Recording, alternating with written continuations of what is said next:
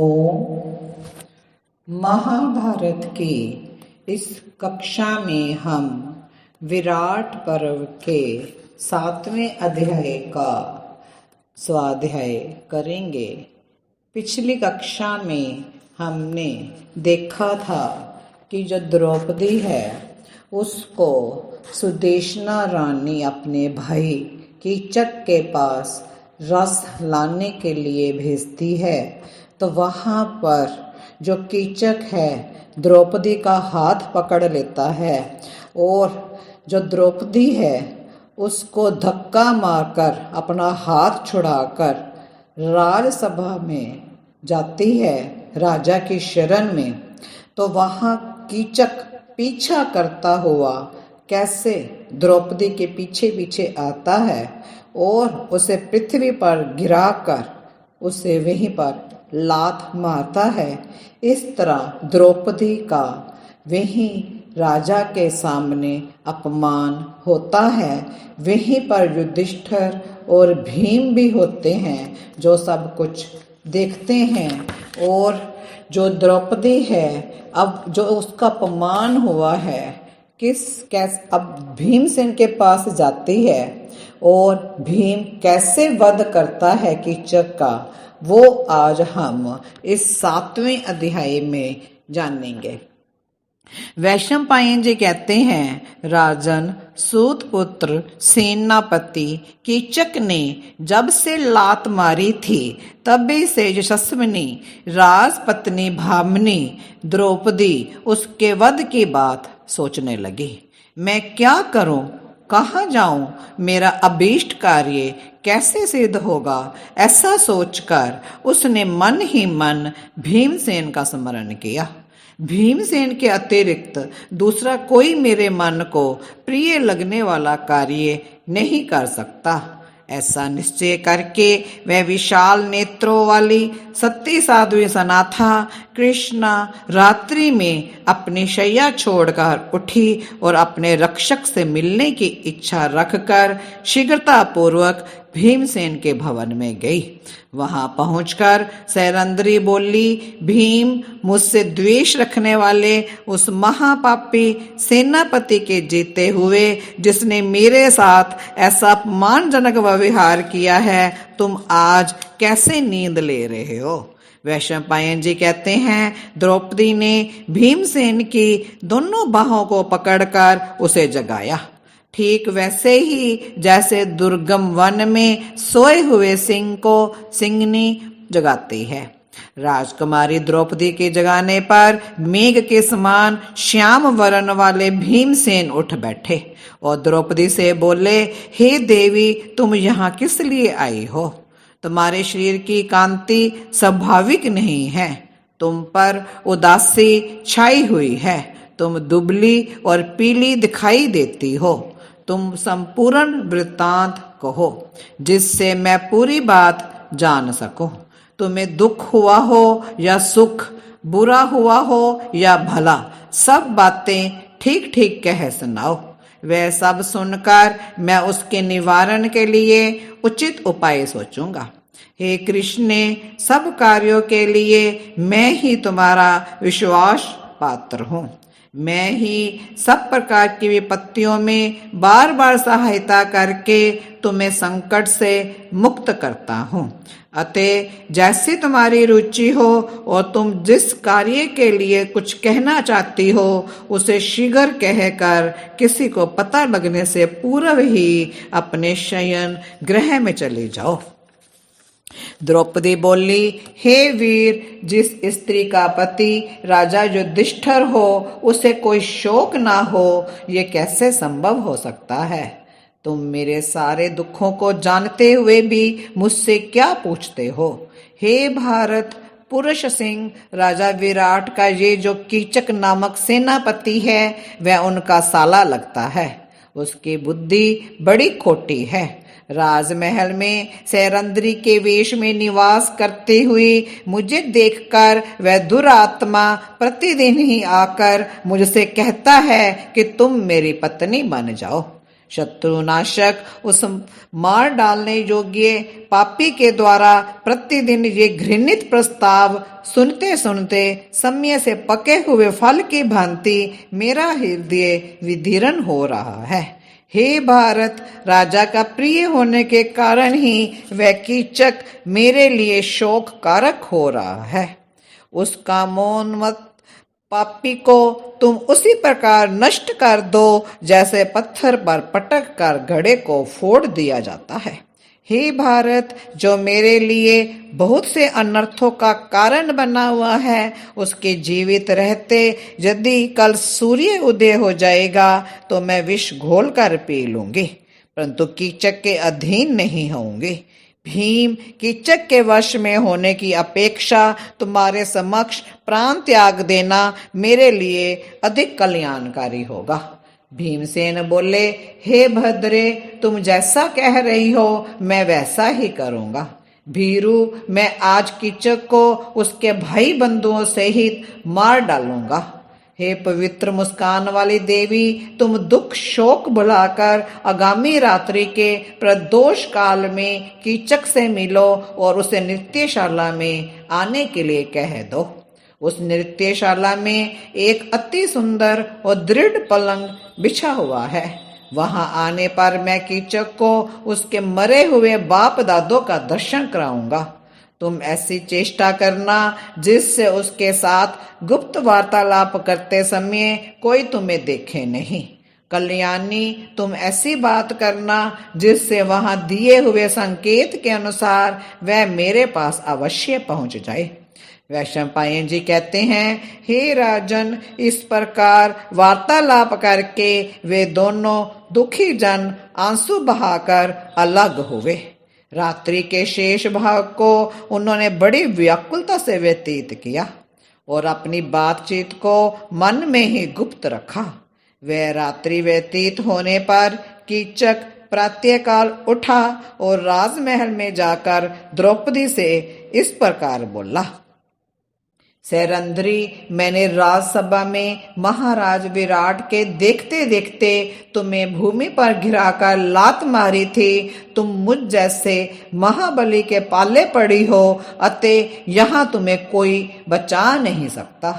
राजा विराट तो कहने के लिए ही मत्स्य देश के राजा है, वास्तव में मैं ही यहाँ का राजा हूँ, क्योंकि सेना का स्वामी तो मैं हूँ। भीरू, प्रीति पूर्वक तुम मुझे स्वीकार कर लो, फिर तो मैं तुम्हारा दास बन जाऊंगा। सुश्रोणी, मैं तुम्हारे दैनिक व्यय के लिए प्रतिदिन 100 मोहरे देता रहूंगा। मैं तुम्हारी सेवा के लिए 100 दासियां और उतने ही दास भी दूंगा। तुम्हारी सवारी के लिए श्रेष्ठ खच्चरों से जुता रथ भी तैयार रहेगा। भीरू, अब हम दोनों का परस्पर समागम होना चाहिए। द्रौपदी बोली, हे कीचक, यदि ऐसी बात है तो आज मेरी एक शर्त स्वीकार करो। तुम मुझसे मिलने आते हो, ये बात तुम्हारा मित्र अथवा भाई कोई भी ना जाने। मैं यशस्वी गंधर्वों के निंदा से डरती हूँ। हमारा समागम गुप्त रहेगा यदि तुम इस बात के लिए प्रतिज्ञा करो कि मैं तुम्हारे अधीन हो सकती हूँ। कीचक ने कहा, ठीक है सुश्रोणी, तुम जैसा कहती हो मैं वैसा ही करूंगा। भद्रे, तुम्हारे सूने घर में मैं अकेला ही आऊंगा। द्रौपदी बोली, कीचक, मत्स्य राज ने जो ये नृत्यशाला बनवाई है उसमें दिन के समय कन्याएं नृत्य करती हैं तथा रात में वे अपने अपने घर चली जाती हैं। वहां अंधेरा रहता है, अतः मुझसे मिलने के लिए तुम वहीं आना। उस स्थान को गंधर्व भी नहीं जानते। वहां मिलने से सब दोष दूर हो जाएगा, इसमें संशय नहीं है। वैशंपायन जी कहते हैं, राजन, इस प्रकार कीचक के साथ वार्तालाप के पश्चात द्रौपदी को अवशिष्ट आधा दिन भीम से वह बात कहने की प्रतीक्षा में 1 मास के समान भारी प्रतीत हुआ। इधर कीचक अत्यंत हर्ष में भरा हुआ अपने घर को गया। उस मूर्ख को ये पता नहीं था कि सरंध्री के रूप में आज उसकी मृत्यु ही चली आ रही है। वह काम से मोहित हो रहा था अतः घर जाकर शीघ्र ही वह अपने आप को सजाने लगा। वह विशेषतः सुगंधित पदार्थों, आभूषणों तथा मालाओं के सेवन में संलग्न रहा। सूर्यास्त के समय द्रौपदी पाकशाला में भीम के पास गई। वहां पहुंचकर सुंदर अलकों वाली कृष्णा ने कहा, शत्रुतापक, जैसा तुमने कहा था उसके अनुसार मैंने कीचक को नृत्यशाला में मिलने का संकेत कर दिया है। हे महाबाहो, कीचक रात्रि के समय उस सुनी नृत्यशाला में अकेला आएगा, तुम उसे वहीं मार डालना। भीमसेन ने कहा, हे भीरू, ठीक है, तुम जैसा कहती हो मैं वैसा ही करूंगा। आज मैं उस कीचक को उसके बंधु बांधवों सहित मार डालूंगा। वैशंपायन जी कहते हैं, हे राजन, भीमसेन रात्रि में पहले ही नृत्यशाला में पहुंचकर छिपकर बैठ गए और कीचक की इस प्रकार प्रतीक्षा करने लगे जैसे सिंह अदृश्य रहकर हरिण के घात में बैठ जाता है। इधर कीचक भी इच्छा अनुसार वस्त्र आभूषणों से सज धज कर द्रौपदी के साथ समागम की अभिलाषा से उसी प्रकार नृत्यशाला के समीप आया। उस ग्रह को संकेत स्थान मानकर उसने निशंक होकर भीतर प्रवेश किया। वहां प्रविष्ट होकर देखा कि तो वह विशाल भवन सब ओर से अंधकार से ढका हुआ था। महाबली भीमसेन वहां पहले से ही आकर एकांत में एक शैया पर लेटे हुए थे। खोटी बुद्धि वाला सूत पुत्र कीचक वहां पहुंच गया और द्रौपदी के अपमान के कारण क्रोध से प्रज्वलित भीमसेन को हाथ से टटोलने लगा। उसके पास पहुंचते ही काम मोहित कीचक हर्ष से उन्मत्त चित्त हो मुस्कुराते हुए बोला, सुभ्रु, मेरा ग्रह एवं अनंतपुर धन रतन आदि से संपन्न, सैकड़ों दासी आदि उपकरणों से युक्त, रूप लावण्यवती युवतियों से अलंकृत तथा क्रीड़ा विलास से सुशोभित है। वह सब तुम्हारे लिए ही नछावर करके मैं सहसा तुम्हारे पास चला आया हूँ। मेरे घर की स्त्रियां अकस्मात मेरी प्रशंसा करने लगती हैं और कहती हैं कि आपके समान सुंदर वस्त्रधारी और दर्शनीय दूसरा कोई पुरुष नहीं है। भीमसेन बोले, सौभाग्य की बात है कि तुम ऐसे दर्शनीय हो। ये भी सौभाग्य की बात है तुम स्वयं अपनी प्रशंसा कर रहे हो, परंतु ऐसा कोमल स्पर्श भी तुम्हें पहले कभी प्राप्त नहीं हुआ होगा। स्पर्श को तुम खूब पहचानते हो, इस कला में अति चतुर भी हो। काम शास्त्र के विलक्षण ज्ञाता प्रतीत होते हो। संसार में स्त्रियों को प्रसन्न करने वाला तुम्हारे अतिरिक्त दूसरा कोई पुरुष नहीं है। वैशंपायन जी कहते हैं कि हे राजन, कीचक से ऐसा कहकर भयंकर पराक्रमी कुंती पुत्र महाबाहु भीमसेन सहसा उछलकर खड़े हो गए और हंसते हुए इस प्रकार बोले, पर्वत के समान विशाल काय होने पर भी आज मैं तुझ पापी को पृथ्वी पर पटक कर वैसे ही घसीटूंगा जैसे सिंह महान गजराज को घसीटता है, और तेरी बहन ये सब देखेगी। ऐसा कहकर महाबली भीम ने उसके केश पकड़ लिए। कीचक भी बलवानों में श्रेष्ठ था। सिर के बाल पकड़ लिए जाने पर उसने बलपूर्वक झटका देकर उसे छुड़ा लिया और बड़ी फुर्ती से पांडुनंदन भीम को दोनों भुजाओं में भर लिया। तत्पश्चात क्रोध में भरे हुए उन दोनों पुरुष सिंहों में बाहु युद्ध होने लगा। वे दोनों आपस में गूंथ गए और एक दूसरे को खींचने लगे। उस समय वे हृष्ट पुष्ट दो सांडों के समान सुशोभित हो रहे थे। उस युद्ध में बलवान भीम की पकड़ में आकर यद्यपि कीचक बलहीन हो रहा था तो भी वह यथाशक्ति उन्हें परास्त करने की चेष्टा करता हुआ उन्हें अपनी ओर खींचने लगा। जब वे कुछ कुछ वश में आ गए तो उनके पैर कुछ लड़खड़ाने लगे। तब बलवान कीचक ने क्रोधपूर्वक दोनों घुटने मारकर भीमसेन को पृथ्वी पर गिरा दिया। महाबली कीचक द्वारा इस प्रकार भूमि पर गिराए जाने पर भीमसेन हाथ में दंड धारण करने वाले यमराज की भांति बड़े वेग से उछलकर खड़े हो गए। सूतपुत्र और पांडुनंदन दोनों बल से उन्मत्त हो रहे थे। वे दोनों बलशाली वीर स्पर्धा के कारण आधी रात के समय उस निर्जन स्थान में एक दूसरे को खींचते और धक्के देते रहे। भीम ने दोनों हथेलियों से कीचक की छाती पर प्रहार किया। चोट खाकर बलशाली कीचक क्रोध से जल उठा, परंतु अपने स्थान से एक पग भी विचलित नहीं हुआ। भूमि पर खड़े रहकर 2 घड़ी तक उस दुस्सह वेग को सह लेने के पश्चात भीमसेन के बल से पीड़ित हो सूतपुत्र कीचक अपनी शक्ति खो बैठा। महाबली भीमसेन उसे निर्बल एवं अचेत होते देख उसकी छाती पर चढ़कर बैठे और फिर बड़े वेग से उसे रौंदने लगे। विजयी वीरों में श्रेष्ठ भीमसेन का क्रोध आवेश अभी उतरा नहीं था। उन्होंने पुण्य बार बार उच्छ्वास लेकर कीचक के केश पकड़ लिए। तत्पश्चात उसे अत्यंत थका जानकर भीम ने अपनी भुजाओं से इस प्रकार कस लिया जैसे पशु को रस्सी से बांध दिया जाता है।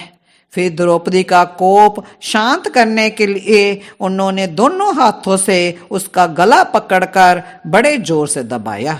इस प्रकार जब उसके सब अंग टूट गए, आंखों की पुतलियां बाहर निकल आई और वस्त्र फट गए, तब उन्होंने उस नीच कीचक की कमर को अपने घुटनों से दबाकर दोनों भुजाओं द्वारा उसका गला घोट दिया और उसे पशु की भांति मारने लगे। मृत्यु के समय कीचक को दुखी होते देख पांडुनंदन भीम ने उसे धरती पर घसीटा और इस प्रकार कहा, अपने बड़े भाई की पत्नी का अपहरण करने वाले सरंध्री के लिए कंटक रूप दुष्ट कीचक को मारकर आज मैं उरीन हो जाऊंगा। मुझे अत्यधिक शांति प्राप्त होगी। ऐसा कहकर बलवानों में श्रेष्ठ क्रुद्ध भीमसेन हाथ से हाथ मलते हुए दांतों से होंठ दबाकर पुण्य बलपूर्वक कीचक के ऊपर चढ़ गए। फिर जैसे महादेव जी ने गयासुर के सब अंगों को उसके शरीर में घुसेड़ दिया था, उसी प्रकार उन्होंने भी कीचक के हाथ, पैर, सिर और गर्दन आदि सब अंगों को उसके धड़ में घुसा दिया। महाबली भीम ने उसका सारा शरीर मथ डाला और उसे मांस का लोंदा सा बना दिया। तत्पश्चात उन्होंने उसे द्रौपदी को दिखाया। उस समय महातेजस्विनी भीम ने युवतियों में श्रेष्ठ द्रौपदी से कहा, पांचाली यहाँ आओ और इसे देखो, मैंने इस कामी की कैसी दुर्गति बना दी है। महाराज भयंकर पराक्रमी भीम ने ऐसा कहकर उस दुरात्मा की लाश को पैरों से ठुकराया। द्रौपदी को प्रिय लगने वाले उस उत्तम एवं दुष्कर कर्म को करके भीमसेन द्रौपदी से आज्ञा लेकर पाकशाला में चले गए। युवतियों में श्रेष्ठ द्रौपदी कीचक को मरवाकर अति प्रसन्न हुई। फिर वह सभा भवन के रक्षकों के पास जाकर बोली, आओ देखो, ये कीचक मरा पड़ा है। उसका ये कथन सुनकर नृत्यशाला के बहुत से रक्षक हाथों में मशाले ले लेकर तुरंत वहां पहुंचे। कीचक को इस प्रकार मारा गया देख वे परस्पर बोले, ये किस मनुष्य का काम नहीं हो सकता। देखो ना, इसकी ग्रीवा, हाथ, पैर और सिर आदि सब अंग कहाँ चले गए। यूं कहकर और परीक्षा करने पर वे इसी निष्कर्ष पर पहुंचे कि हो ना हो इसे गंधर्व ने ही मारा है। आज हमने इस अध्याय में देखा कि भीम कैसे कीचक को मारता है, किस तरह उसको खत्म कर देता है और क्या हाल करता है। और इस तरह जो वो द्रौपदी का अपमान कर रहा था, द्रौपदी पर मोहित हुआ पड़ा था, किस तरह द्रौपदी अपने अपमान का बदला लेती है और प्रसन्न होती है और उसका वध करके जो भीम है पाकशाला में चले जाते हैं। और कुछ समय के पश्चात द्रौपदी सभा भवन में जाकर किस तरह रक्षकों को बोलती है कि कीचक वहां नृत्यशाला में मरा पड़ा है। और वहां आकर सब देखते हैं कि ऐसी हालत कीचक की किसने मारा। तो वो इस निष्कर्ष पर पहुंचते हैं कि इसे अवश्य ही गंधर्व ने मारा है। तो आज इतना ही। तो ओम शांति शांति शांति।